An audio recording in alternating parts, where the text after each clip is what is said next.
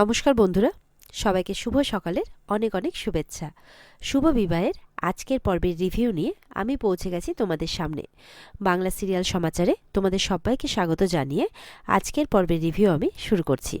শুরুতে আমরা দেখতে পাচ্ছি যে ঠাম্মি তো তেজকে ত্যায্যপুত্র করছেন যদি সে ইমনকে বিয়ে করে। তো এটা শুনে তো ইমন একদম মাথা ঘুরে পড়ার মতো অবস্থা। গিয়ে তখন ঝুম্পা আর ইমনের মা সামলাচ্ছে। তরিতা বলছে, এ কি, ইমন ম্যাডাম তো একবারে ভিড়মি খেয়ে পড়ছে ত্যায্যপুত্র কথা শুনে। আর ওদিকে ঠাম্মি আর তেজের বাবা কিন্তু হাসছে। তেজের বাবা তখন ইন্সপেক্টর আশুতোষকে বলছে, কি কেমন দিলাম? বলছে, বুদ্ধিটা কিন্তু দারুণ।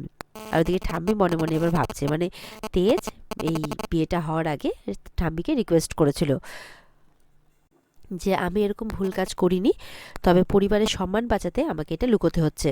তুমি আমার জন্য এইটুকু করো প্লিজ। আমি তোমার কথা সবসময় শুনেছি, আর তুমিও আমার সমস্ত ইচ্ছে আমার না চাইতেই পূরণ করেছো।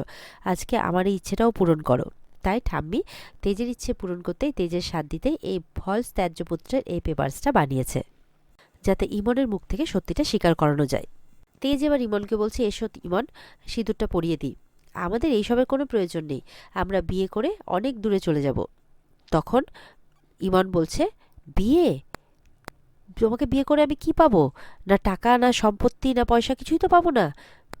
এই বলে সিঁদুরের কৌটোটা কিন্তু একদম এরপর হাত থেকে ঝিটকা মেরে দেয় আর কি। তখন সুধা আসে, আর সুধার কপালে গিয়ে সেই সিঁদুরটা কিন্তু পড়ে। সবাই দেখে, আর সুধা আর তেজ তখন একে অপরের দিকে তাকিয়ে থাকে। বাড়ির সবাই খুশি হয় এটা দেখে যে তেজের দেওয়া সিঁদুর মানে শেষ পর্যন্ত সুধার মাথাতে গিয়ে উঠল। তেজ বলছে, কি হলো ইমন, তুমি এরকমটা করলে কেন? তুমি তো চিরকুটের মানে মায়ের অধিকার পেতে এসছিলে। তখন জ্যোৎস্না কিন্তু চিরকুটকে এগিয়ে দিচ্ছে ইশারা করে। চিরকুট বলছে, মাম্মি মাম্মি, চলো আমরা ব্যাগ মানে একসাথে চলে যাই কোথাও। আমি না আমার ব্যাগ প্যাক করে নিয়ে আসছি, আমি তোমার সাথেই থাকবো। চিরকুটকে ঝিটকা দিয়ে সরিয়ে এমন বলছে, মাম্মি মাই ফুড, আমি তোমার মা নই। বলছে, কেন, তুমি যে বলেছিলে তুমি আমার মা? বলে, না আমি মিথ্যে। এই বলে চুপে যায়। বুঝতে পেরে যায় যে আমি সত্যিটা নিজের মুখে বলে ফেললাম। ইমনের এই কাণ্ড দেখে তো বসু মল্লিক পরিবারের কেউ কেউ হাসছে, আর বাকিরা অবাক হচ্ছে। সুধা গিয়ে এবার ইমনকে এক চড় মারে। তারপর ইমনের মা আসে, বলে, হাউ ডিয়ার ইউ, তুমি আমার মেয়েকে এক চড় মারলে? সুধা বলেছে, বেশ করেছি, মেরেছি। এই চড়টা আমি অনেক আগেই মারতে পারতাম।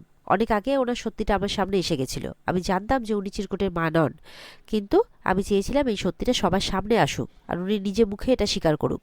তেজের মা তো বলছে, এই মেয়েটা বারবার করে আমার ছেলেটার জীবনটাকে নষ্ট করে দিতে আসে, ছেলেটাকে কলঙ্ক দিতে আসে।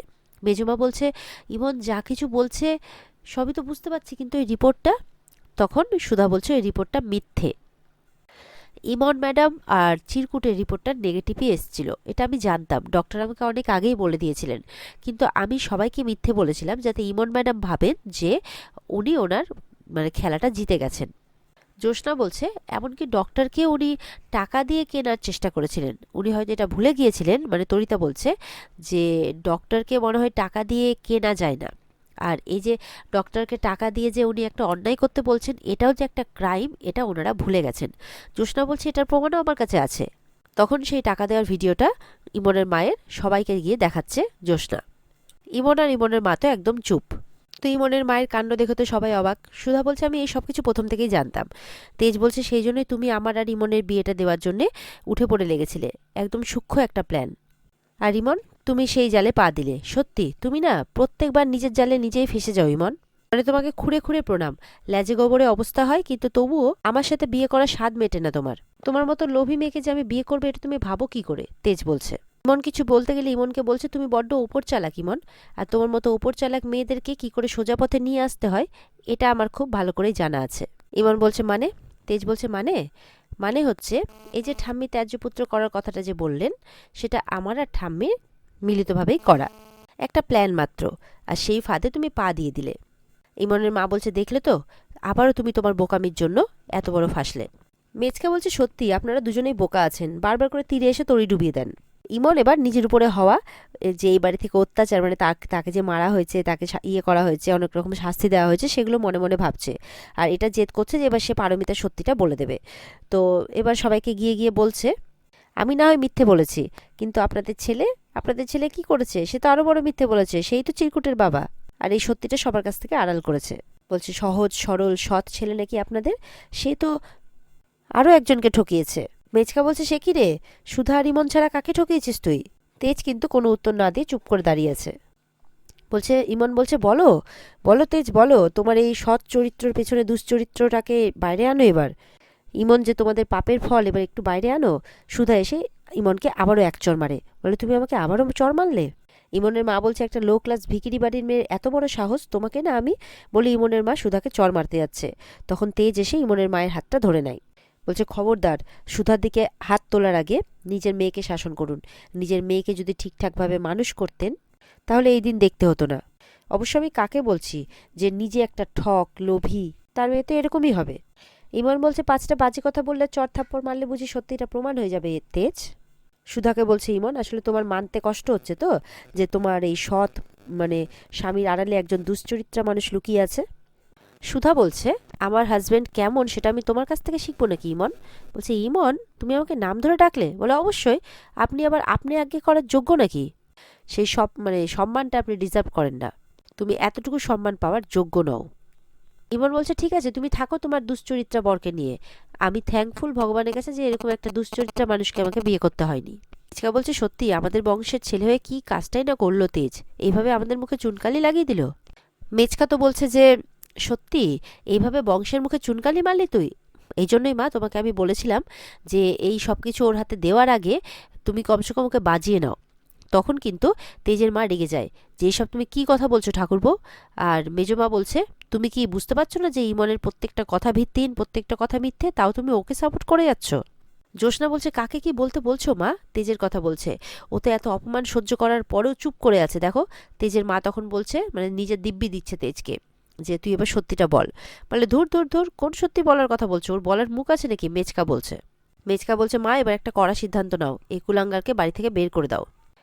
মেচকা বলছে, ওকে তাড়িয়ে দাও বাড়ি থেকে। আর তুমি ত্যায্যপুত্র করার সিদ্ধান্তটা একদম ঠিক নিয়েছো, একটাও কিচ্ছু দেবে না ওকে, একটাও সম্পত্তি দেবে না, বাড়ি থেকে বের করে দাও। তখন বলছে মেজো খোকা, আমি কার জন্য কি সিদ্ধান্ত নেব সেটা আমার কাছে, আমার উপরেই ছেড়ে দাও। আমি কারোর কথা শুনে কোনো সিদ্ধান্ত নিতে চাই না। আর তেজকে বলছে যে, আমি কিন্তু যতদিন বেঁচে থাকবো ততদিন আমি এটাই বিশ্বাস করতে চাই যে তুমি এরকম কোনো কাজ করনি। আর তুমি কিন্তু এবার সত্যিটা স্বীকার করো। চুপ করে থাকলে কিন্তু মেজো খোকার কথা মানতে আমাকে বাধ্য হতে হবে। মেজো খোকা বলছে, ভালো কথা বলছি কিন্তু মা, না থাকবে ওই কলঙ্ক চিরকুট, না থাকবে এই এই দুজনকে বাড়ি থেকে বের করে দাও। মেজো খোকা বলছে। এবার ঝুম্পা নিয়ে এসছে চিরকুটকে, বলে, এই যে এই যে চিরকুট। বলে, চল তুই রাস্তার ছেলে, রাস্তাতেই থাকবি। হাত ধরে টানছে, তখন কিন্তু তেজ আসে। মেজকা হাত ধরে টানাটানি করে বলছে, এবারে চৌকার যাতে তোকে পেরোতে না দেখি। তেজ কিন্তু আটকাচ্ছে। চিরকুট বলছে, মেজকা তুমি আমাকে বের করছো কেন? এটা তো আমারও বাড়ি। চিরকুট বলছে, এটা আমার বাড়ি, আমি কোথায় যাবো? ঠাম্মিকে বলছে। বলে, কিসের তোর বাড়ি? তুই বেরো এখান থেকে। তখন মেজকার হাতটা ঝিটকা দিয়ে সরিয়ে তেজ বলছে চিৎকার করে, এটা চিরকুটের বাড়ি, চিরকুট এখানেই থাকবে। আর ও যদি এই বাড়ি থেকে বেরোয় আমিও বেরিয়ে যাবো, আমি থাকবো না। বলছে, আর তাই করবো আমি। চিরকুট চল তো। তখন সুধা বলছে, দাঁড়াও তেজ, আমিও যাবো তোমার সাথে। তেজ বলছে, কি বলছো সুধা, এত কিছু হওয়ার পরেও? বলছে, আমি যে কথা দিয়েছিলাম যে 7 জন্মেও তোমার হাত ছাড়বো না আমি। মেচকা মনে মনে বলছে, এ তো জ্যাকপট, একসাথে 3টে আপদ বিদায় হবে। বলছে, হ্যাঁ হ্যাঁ, যাও যাও, বেশি বাতিলানা দিয়ে এক কাপড়ে বাড়ি থেকে বেরিয়ে যাও দেখি এবার। আমি বলছে, না তোমরা কেউ কোথাও। তখন ওদিক থেকে কোনো একজন মহিলা বলছে, কেউ কোথাও যাবে না। কে সেই মহিলা? সবাই দেখে অবাক। সে আর কেউ নয়, সে হচ্ছে পারমিতা, চলে এসেছে কনের বেশে। মেচকা পারমিতাকে দেখে অবাক। পারমিতা বলছে, তেজ কোনো অন্যায় করেনি, তাই শাস্তি ওর প্রাপ্য নয়। সুধার্ত মুখে হাসি। ঠাম্মি বলছে, তুমি পারমিতা না? মেচকা বলছে, তুমি এখানে? ভয়ে ভয়ে। পারমিতা বলছে, বাধ্য হলাম আসতে, যাতে সত্যিটা আজকে সবাইকে নিজে মুখে বলতে পারি। মেচকা মনে মনে বলছে যে এত বছর পর কি করতে এসছে পারমিতা এই বাড়িতে? কোন সত্যির কথা বলছে ও? চিরকুট বলছে, তোমরা সবাই আন্টিকে চেনো? পারমিতা চিরকুটকে আদর করে বলছে, হ্যাঁ চিরকুট, এখানে আমাকে সবাই চেনে। তুমি এখন নিজের ঘরে যাও তো। তখন জ্যোৎস্না বলছে, হ্যাঁ চিরকুট, তুমি এখন ঘরে যাও, আন্টি কথা বলবে, তারপর তোমার সাথে গিয়ে দেখা করে আসবে। চিরকুট তখন ওপরে চলে যায়। বিজিত উকিলকে বলছে, বুঝতে পারছেন এখানে আপনার আর কোনো প্রয়োজন নেই, আপনি বরঞ্চ বাইরে যান, কারণ এরপর আপনাকে থানাতেও যেতে হবে। চলুন আপনাকে বাইরের দরজাটা দেখিয়ে দিয়ে আসি। এই বলে উকিলকে নিয়ে চলে যায়। আর অফিসার আশুতোষ বলছে, পালিয়ে যাবেন না কিন্তু, দাঁড়াবেন। তেজকে বলছে, পারমিতা কেন তুমি সবটা নিজের ঘাড়ে দোষ নিচ্ছ? পারমিতা বলছে, এবার সত্যিটা সবার সামনে আসা দরকার। তখন ইমন বলছে, দেখো সুধা, দেখো নিজের চোখেই দেখো কেমন এই মেয়েটার সাথে তেজের অ্যাফেয়ার ছিল, আর এই মেয়েটাই হচ্ছে চিরকুটের মা। এটা শুনে সবাই অবাক হয়ে যায়। ঠাম্মি বলছে, কি পারমিতা, তুমি তুমি চিরকুটের মা? তেজ, তুমি এই সত্যিটা কেন আড়াল করেছো? তখন তেজের বাবা বলছে, হ্যাঁ এটা সত্যি যে পারমিতাই চিরকুটের মা, কারণ 10 বছর আগের আমরা সমস্ত পেপারস, তেজের অ্যাকাউন্টস দেখেছি। সেখানে তেজ বন্দনা সেবায়তনে চিরকুটের জন্মের সময় প্রচুর টাকা দিয়েছিল, কারণ তখন পারমিতার ডেলিভারি চলছিল। তখন তেজ সুধাকে বলছে, কেন সুধা, কেন এই গোয়েন্দাগিরিটা করতে গেলে তুমি? পারমিতা বলছে, এবার সত্যিটা সবার সামনে আসতে দাও তেজ, সেটার খুব দরকার আছে। ইমনের মা বলছে, পারমিতা এবার বলো তুমি যে কেমন করে তেজ তোমাকে ইউজ করেছে বলো। বলে, না জেনে শুনে কি যা তা কথা বলছেন, বরঞ্চ সবাই যে সময় আমার হাত ছেড়ে দিয়েছিল সেই সময় তেজই আমার হাত ধরেছিল, আমাকে বাঁচিয়েছিল। তেজের মতো সৎ আর ভালো মানুষ আর দুটো হয় না। ইমন বলছে, কি যা তা বলছেন আপনি? আমি নিজে কানে শুনেছি যে চিরকুটে এই বংশের ছেলে। বলে, ঠিকই তো বলেছে, এই বংশেরই ছেলে, কিন্তু ওর বাবা তেজ নয়, অন্য কেউ। মেজকার কিন্তু ভয়ে অবস্থা খারাপ হচ্ছে। মেজকা বলছে, না না এটা হতে পারে না, আমি যেটা ভাবছি সেটা যদি সত্যি হয় তাহলে। আর তেজ ওদিকে কিন্তু প্রার্থনা করেই যাচ্ছে মানে পারমিতার কাছে, প্লিজ তুমি এটা বলো না। বলছে, আমাকে বলতে দাও তেজ, এই অপরাধের বোঝা নিয়ে আমি আর চলতে পারছি না।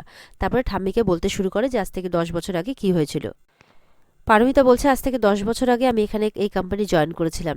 এখানে সবাই খুব ভালো, আমার কাজটারও প্রয়োজন ছিল অসুস্থ মাকে দেখাশোনার জন্যে, কিন্তু সেই সময় একটা লোক আমার সুযোগ নিয়ে দিনের পর দিন আমাকে ব্যবহার করেছে, কিন্তু সুযোগ বুঝে তারপর আমাকে ছুঁড়ে ফেলে দিয়েছে।